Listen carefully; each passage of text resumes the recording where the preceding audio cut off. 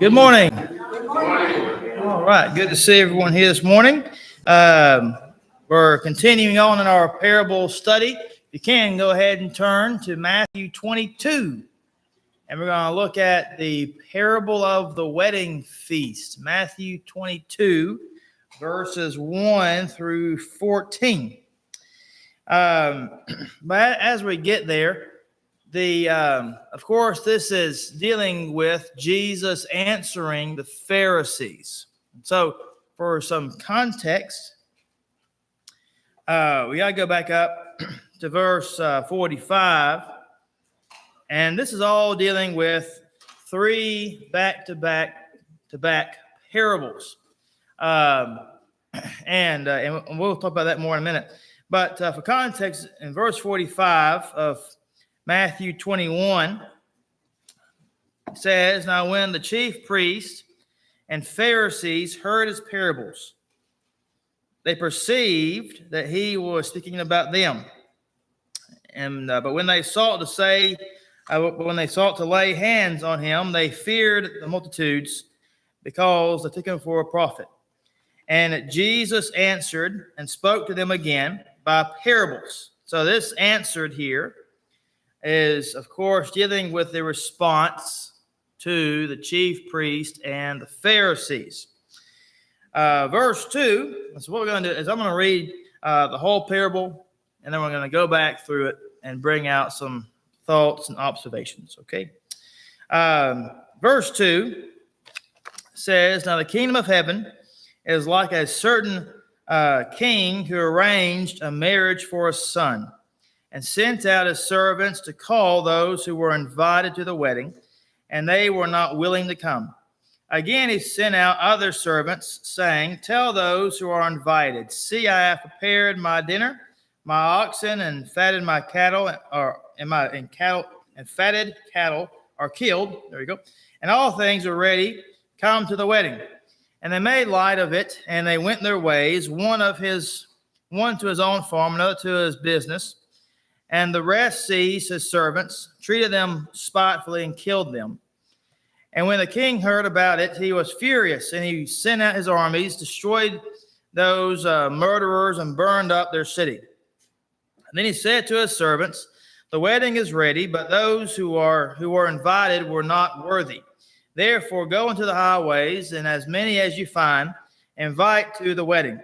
So those servants went out into the highways and gathered together all whom they found, both bad and good. And the wedding hall was filled with guests. But when the king came in to see the guests, he saw a man there who did not have a wedding garment. And he said to him, "Friend, how did you come in here without a wedding garment?" And he was speechless. And so the king said to his servants, "Bind him hand and foot, take him away, and cast him into outer darkness, and there will be weeping and gnashing of teeth. For many are called, but few are chosen." All right. Now, who could we identify as the king in this parable? God. Yep. Number one, always it seems to be that God takes the authoritative position in the parable. The father, or king in this situation, and so he is also the king here. When you look at these servants, and he sent out his servants, verse 3, who do you think those servants are? Prophets? Disciples? Okay. I'd say both. I'd say that'd be fine. Of course, we know that his son will be dealing with who? Jesus. Okay. Where do you see the chief priest and Pharisees in this parable then? Which ones are they, do you think? The ones who are invited. Okay. And they didn't come? Yeah. Okay. So what about this latecomer who didn't have on a wedding garment? Who do you think that guy was?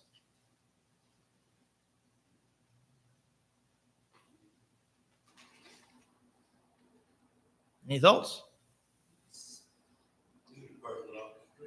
Off the street? Okay. Hmm. Yeah. Okay. All right. An unsaved person. Okay. Any other? You got anything, Craig?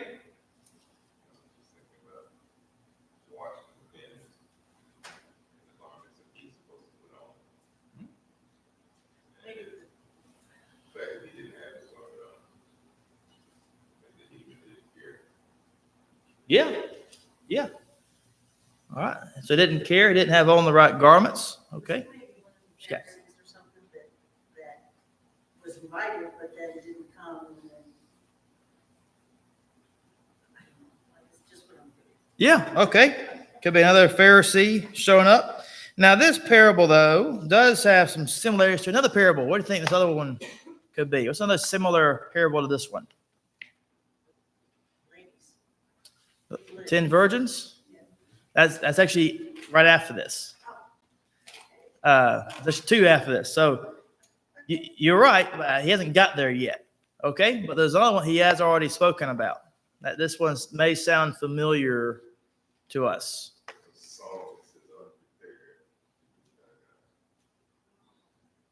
Yeah.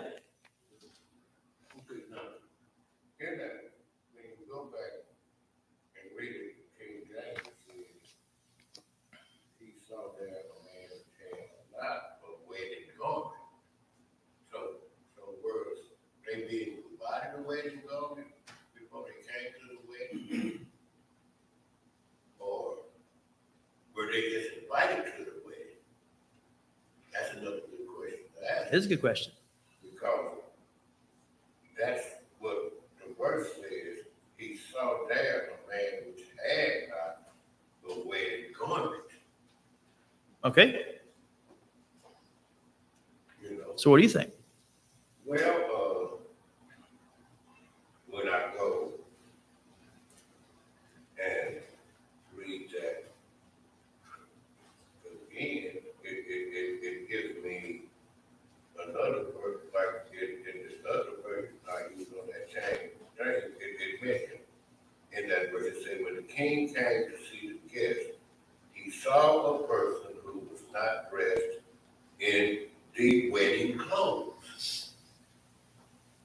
And then, and here I got a little insight where it says, provided for the guest. Okay. So, that's why I asked that question, you know, from what I see, we said in King James. Hmm? He Yeah. wasn't in the wedding garment. So even though they was invited, they was provided with a wedding garment. That's why he asked, why didn't he have one? How did he get in without a wedding garment? Right. Could it be dealing with those who are, say they are followers, of Jesus, but don't necessarily, commit their whole self to it? Say, like nowadays people say that they're Christians, but, they kind of just say that, just to say that, but they're not a true Right. Christian. Right. Right. Yeah. The hands up everywhere. Who's up first? I think Ted was. I'm gonna get you a minute. I'll get y'all to you, and I'll go now. Okay. But as Lazar was speaking, I'm thinking, so when you read the next verse, and it says, bind them up and put them in the darkness, every weeping and gnashing of teeth. So it makes me think about where it says, many will, I don't know the verse, but it's something along the lines of, many will say, Lord, Lord, like, that's what makes me think. So it's like, I'm showing up, but I haven't done, what's needed. So that's going to be a consequence of the next verse. Yeah. Right. Right. What you got, Kristen? During that time too, it was like a sense of respect. When you were invited to a wedding, you had certain attire, you had to dress a certain way to show respect to, the bride, the groom, the king, whoever it was, even for dining. So, because he came in and he just thought that he was just gonna come in and be amongst the other people who were being respectful and be accepted, it was shown like, how did you come in here so disrespectfully without basically having the wedding garment or showing a sign of respect. So I think it's kind of like if we're tying it to the church and Christianity and followers, it's kind of like, how can you show up, think that you're gonna show up to heaven and think you're just gonna, the gates are gonna open wide open for you, but you're not dressed and you don't have those qualities of entering in, basically. Yeah. Good comments. What you got, Greg? Question that the king asked him kind of leans towards that he wasn't looking at the outward part of the man, that he was looking at the inward part of the man. Okay. You came here and you knew that you were supposed to have what you're talking about. What internally made you?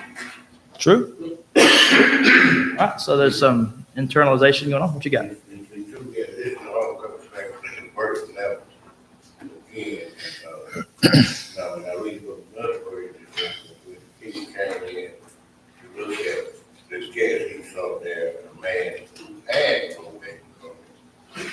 But when we go back to that, remember, he mentioned to his servants in verse 8. Now, at first, he had invited specific people. Mm-hmm. Yeah. And they didn't come. And so he told the servants to stand therefore to the main roads and right to the wedding feast, as many as you can. And then verse 10 tells us, and those servants went out into the road and gathered all the food they could find, both good, bad, and good. So see, right there, the pot has been mixed True. versus from what he intended to show up in the first place, who didn't come. Mm-hmm. Now, here's the interesting side about that verse Yeah. is why is bad mentioned first? Because normally, inside of the writing of Scripture, normally you mention the prominent one first. Yeah. So why would you mention bad before good there? What you got? And it's probably been said already, and I just missed it, but, to me, the guy who showed it with that, who didn't do, he's someone who was disobedient. He knew what he was, well, if the clothes were provided for you, it's like salvation is provided for you, but you didn't put Christ on in our vernacular. And so because you didn't obey the rules, if you were, you didn't obey what you were supposed to, that's why you're being cast into outer darkness, which is the same as if we don't obey, we'll be cast into outer darkness, even though we might be assembled with around those who do obey, but if we don't, we're going to lose out on our salvation. So Yes, definitely. And a lot of the garment talk in the Scripture is dealing with, I know you've already kind of hinted on it a little bit, about the actual putting on of the new man's garment. And that would be dealing with putting on salvation, or some might call that righteousness, Romans 1:16 there. Mary's with us up together. But yeah, and then you think about, Galatians 3:27, about putting on Jesus. That's obviously a spiritual sense, not a literal sense. So yeah. What you got, Rick? I just have a question. This was before. They're under the law, Okay. so it has nothing to do with putting on Christ. Okay. So who would it be then? What would be the alternative? Who would the person be? Yeah. So what will be the alternative, you think? I should know, but I would say that it's, Satan wasn't supposed to be in the garden. Satan doesn't have a garment for the wedding feast. Okay. I just can't see a relationship between the Old Testament, which Matthew basically gives an account of the life of Jesus. I don't, other than Jesus being our Savior, he hasn't died yet. He hasn't gone to the cross. So this man had no reason to appeal. Okay, so who the man that came in Yes. had reason to appeal the king, I'm saying, to get the wedding garment. To appeal to Christ. Oh, okay. Okay, Appeal to God in that case. okay. Okay, could be the devil. Okay, now. You got See, okay, we gotta pay attention to these dogs. This is parallel talking. And okay. And in verse 12, when Jesus writes it, he said to king, which we would probably say that king had the same authority as God would. He asked him, he said, friend, how did you get in here without proper wedding clothes? And the man had nothing to say. The man couldn't even respond to him. Then the king told his servant to take him out and put him in outer darkness. And then at the end, the last thing Jesus mentioned to them, he said, therefore, many are invited. And King James said, many are called, but few are chosen. Mm-hmm. So see, it's a lot going on in there to give us Mm-hmm. what we call a personal self-examination of how we gonna react to even an invite. Sure.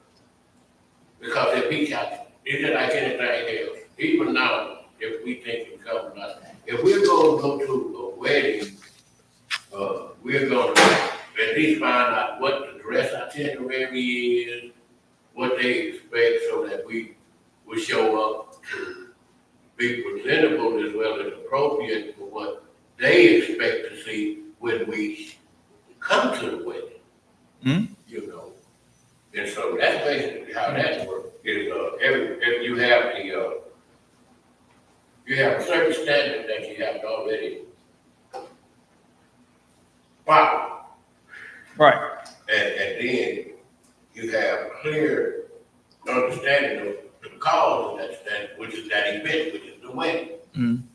And then, like I said, in that one verse that I was saying about, I mentioned like the verse 11, where, this other version I have, it says, provided for the guest, wedding clothes provided for the guest.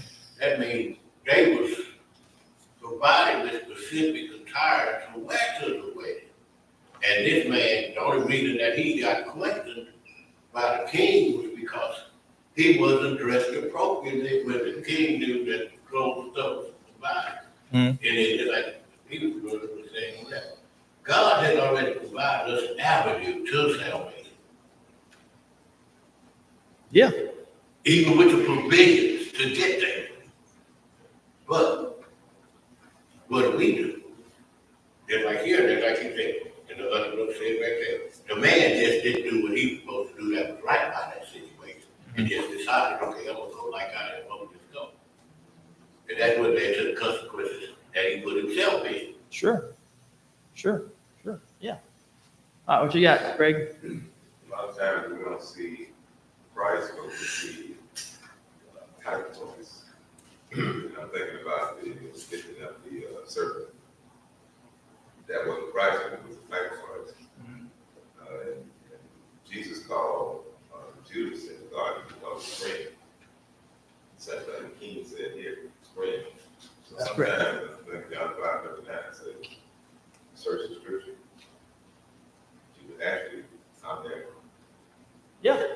Yeah. And I think we mentioned this in the last one about how he went to one of the servants and he called him his friend, so the unforgiving servant. Each time he would use that phrase, friend, it was to kind of show who's in charge. Yeah. Yeah. So right here he's showing again who's in charge. And with Judas, same thing. Who's in charge? It'll be Might not be Jesus himself, but it's a type of Christ being presented. Sure. What he's going to actually do for us. Right. All right. Well, let me go through a few of my notes so I can check it off the list. You'll see the words call and come in verse number 3. And he sent out his servants to call those who were invited to the wedding, and they were not willing to come. Now, the words not willing to come in Matthew 23, let me get my 23 deals with Jerusalem. But anyway, when you look at, where is it? I lost my verse. Well, I'll find it. I'll run across it. Anyway, the Greek there is dealing with a completed action without a specified time of occurrence. So what that means is that this coming inside of the Greek did not have an actual specified date. Isn't that weird? So this is an open-ended invitation to come to the wedding. Now, of course, we would look at this and say, this is dealing with one particular time, but this is also dealing with the kingdom of heaven, verse 2. And so there's never a time when you should not come or be willing to come to the church. It's always an open-ended invitation. The Pharisees and the scribes, and in this case, the chief priests, rather, are ones who would have been more than willing to put a limit on somebody's righteousness. And they would have been more than willing, and they were more than willing to say that, because you are not this caliber of person, you are not invited. Feast, generally inside of this time frame of Palestine, were only among those of your social class. So you didn't go out, and if you were in a wealthy class, you would not, by their culture, go out and associate with the peasant, and vice versa. So here, I think he's trying to get the point across that this is an open-ended invite to everybody, and they have missed it. And so Jesus has always been one, and Matthew and Luke really record this for us in more detail about this feasting with people who are not of the right caliber of person.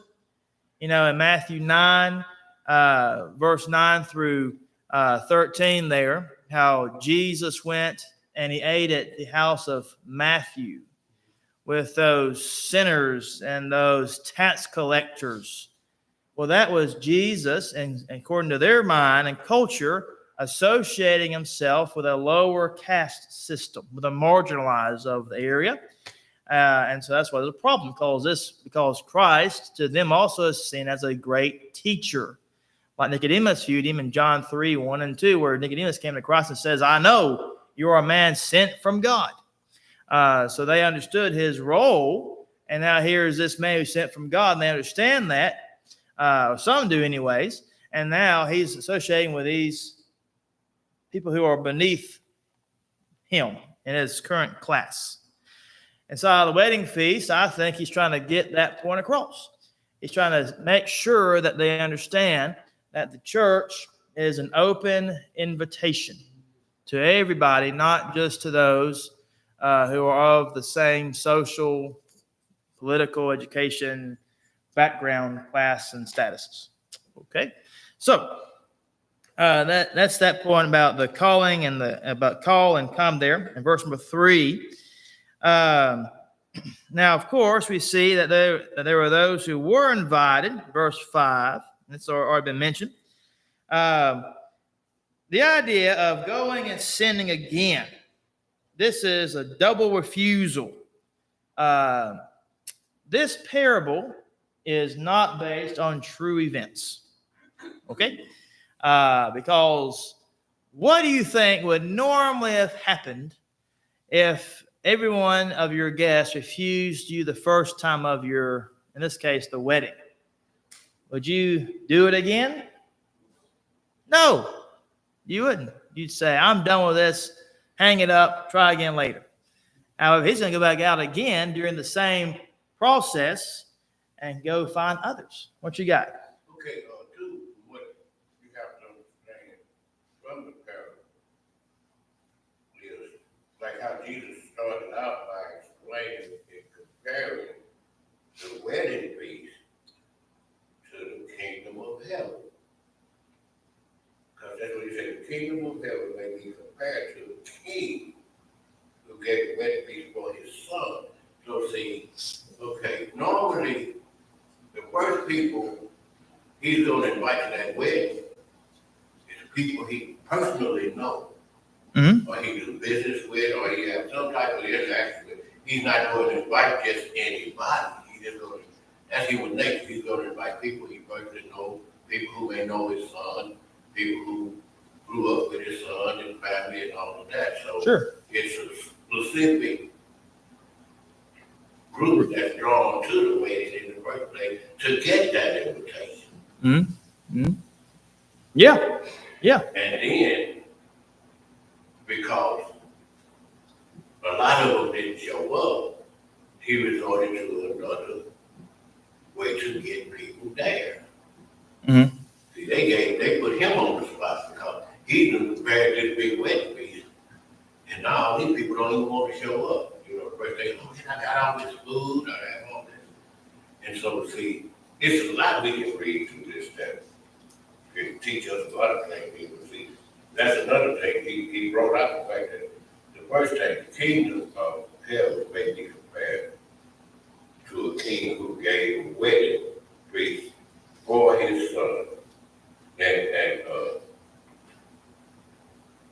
then you go down to the verse where they just blatantly didn't want to come. But like verse 5, they said, but they paid no attention and went off, one to his farm, another to his business. In other words, they ignored the invitation. Yeah. Yeah. And these were specific people. And we talking about the kingdom, He's talking about the kingdom. So if people do that, people will hear the word of God and get the invitation. But they ignore the invitation. Sure. Yeah, definitely. Definitely. They'll get persuaded and they'll ignore the invitation. Mm-hmm. They'll get convicted and they'll ignore the invitation. Mm-hmm. Yeah, yeah. It's very frustrating for everybody, for the person, and you know. Okay, go ahead, Crystal. What you got? I think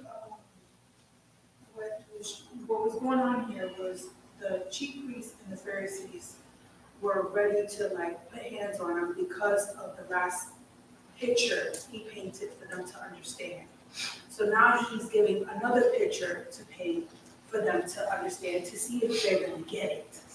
So this here is just the picture that, you know, Jesus is trying to paint. It's not like actual weddings. It's not about what laws was going on during that time. It's the picture of them trying to understand the message that he's trying to say. What you were saying about the call and the come, to me, what I got out of the Greek definition is basically it doesn't matter if it was during that time or now that you are the leader during this time, it still applies to you. So how can you apply this picture that I'm trying to paint to your daily life? Mm-hmm. Yeah, definitely. Yeah. Yeah. I want to read another verse for you really quick. Ephesians 4, verse number 1. Paul writes, I therefore, the prisoner of the Lord, beseech you to walk worthy of the calling with which you are called. There's some imagery there that you do not see in your English Bible. The imagery there is from the Greek, and when you look at, and when you really go deeper into those words of worthy, calling, I know that some there put the word vocation. That's okay. But the imagery there is that you are going to live as if you're being called to a wedding feast. And so when you go in, obviously, are you going to go into someone else's wedding and try to be the star of the show of their wedding? No. That's why it says, verse 2, you go in with the attitude of humility, the attitude of gentleness, even the attitude of long suffering. You might see a frustration about this thing. I wouldn't do it that way. Therefore, this is wrong and horrible. And I've been in some weird weddings before. And you question their intelligence sometimes, but some long suffering might be required there. But does that mean that you shouldn't go? Well, of course not. And so you think about the idea, I think, of us going to, and this is all dealing with the attitude. It's all dealing with our heart, with our mentality, with how we approach others, with how we approach church, how we approach life in general. And so imagery there in Ephesians 4:1-2, to me, marries up very nicely with what should have been seen in Matthew 22:1-14. Because instead of them being humble, they said, I'm going to be selfish. And I'm not going to do this all because I've got other things to do. Even though I have been invited and I have rejected. In this case, some have blatantly rejected, and others have blatantly neglected, which I think could be both, depending on how you look at for your definition there. But when you look at this refusal, this double refusal, this is not anything new, because this is as was already mentioned by Crystal, I think maybe somebody else too. This parable is in a series of parables. There are 3 parables back to back to back.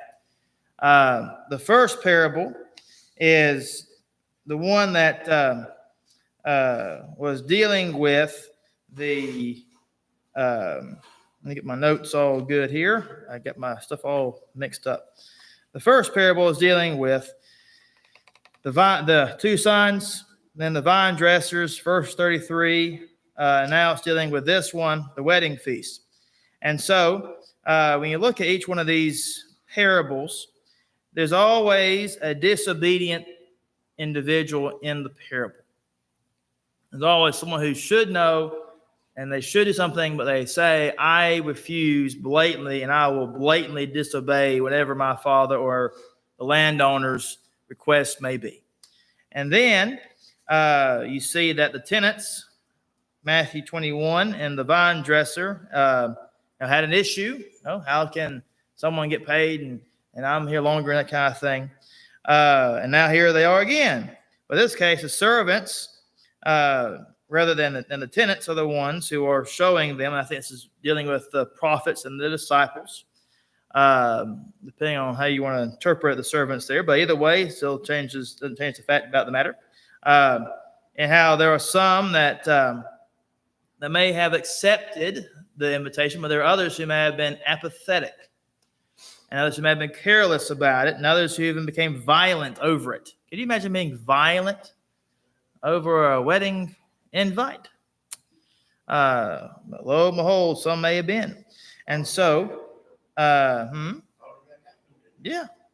it did. And so, of course, whose dignity is called into question?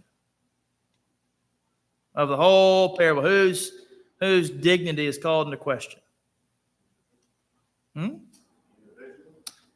No. Who put the wedding on? The king. God. Okay. And the king of the parable would be God by allegorization. Okay. So the king did. They were calling him into question. What you got?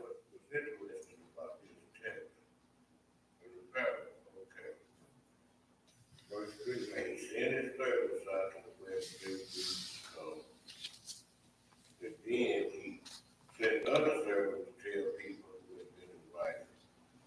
And then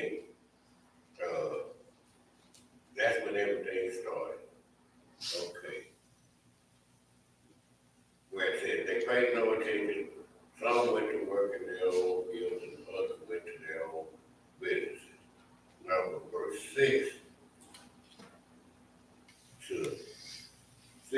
7, okay. The rest of the people who didn't get invited, they mistreated the servants and killed them. And then they angered the king. So see, they even went as far as to anger the king for inviting them to that wedding. Mm-hmm. And then the king got so angry that he just told them to invite everybody. So really, he was, now, we can't say God is at fault about anything he do. But using the parable when he's explaining, his king did have authority, but he has some flaws. Okay. Yeah, he has some flaws because, okay,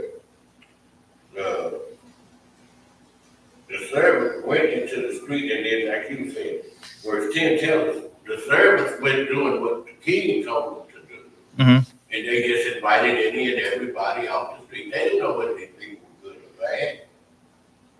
And then the king came into the feast from the servant from what showed up at the wedding that he invited them all to. Right.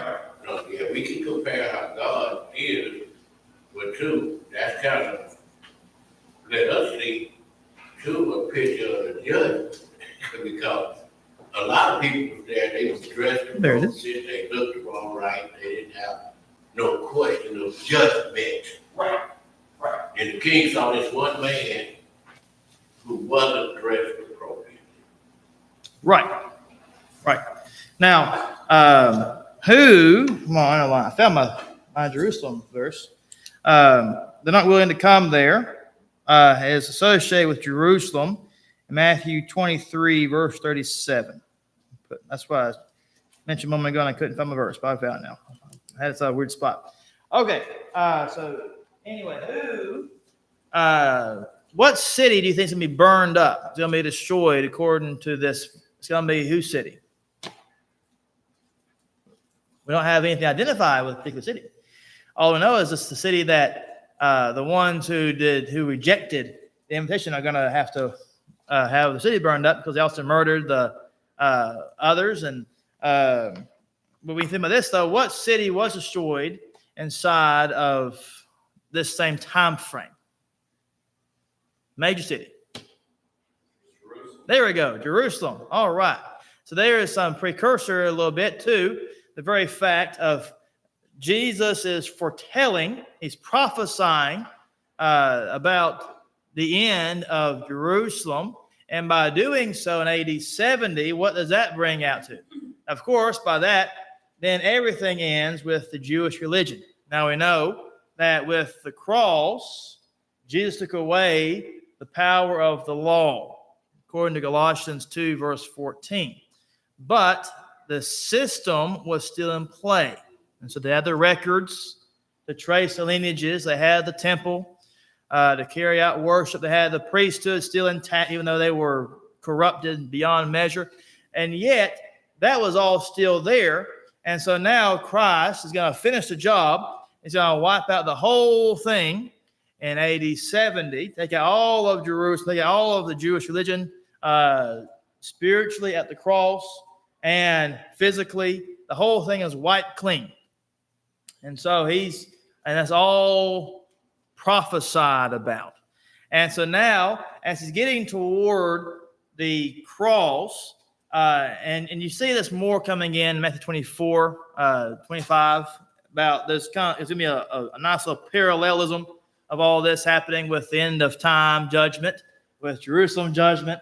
The Jews are going to take it out of the way, and he's going to parallel a lot of things together there. But anyway, when you think about all this, though, he's trying to show them that their time is coming when they're not going to be accepted because they first refused God.